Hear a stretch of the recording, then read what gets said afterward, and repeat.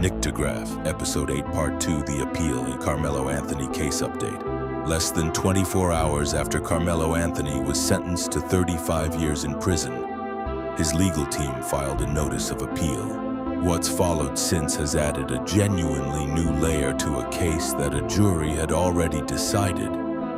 New evidence, a new legal team, and a claim that something happened behind the scenes of the original trial that the jury never got to hear about. Here's what's actually happened since the sentencing. Within days of the verdict, a Collin County judge unsealed a large amount of evidence from the case, including surveillance footage, police body camera video, 911 calls, and crime scene photos.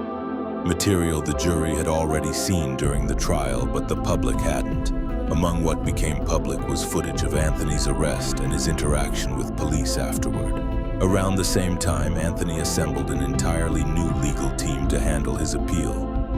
6 attorneys working pro bono, including Texas Sosno ACP President Gary Bledsoe, appellate attorney Russell Wilson II, civil rights attorney Brooke Clues, and Michael Ware of the Innocence Project of Texas. None of them represented Anthony at trial.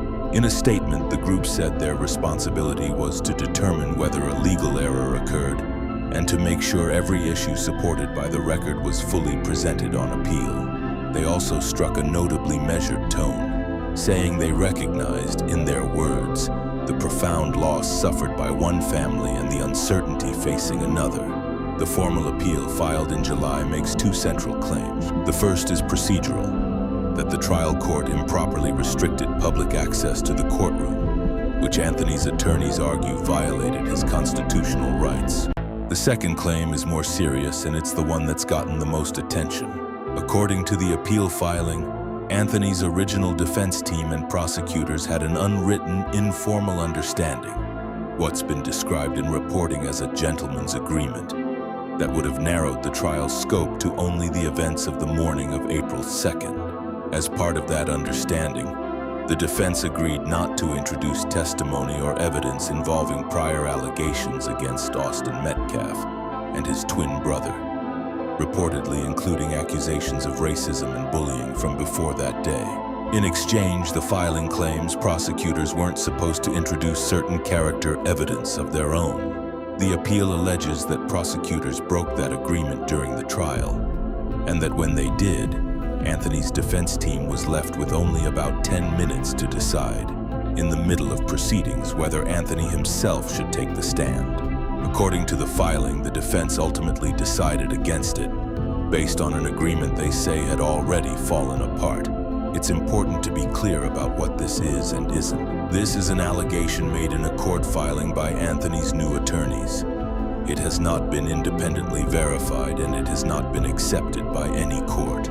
Collin County Prosecutor Bill Werski responded directly and, on the record, rejecting the characterization entirely. In a statement, he said, "I and the entire prosecution team conducted this trial ethically and in full compliance with the court's rulings and any agreements with defense counsel." He added that the jury heard extensive evidence over the course of the trial and returned a unanimous verdict, and said the appeal's claims would be formally addressed in the prosecution's response filings.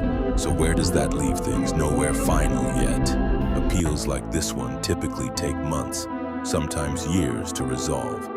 And Texas appellate courts will ultimately have to decide whether either of these claims holds enough weight to affect the conviction at all. Anthony remains in custody, serving his 35-year sentence, while the appeal moves through the courts. What's genuinely new here isn't a reversal, or new proof of what happened under that tent in April of 2025.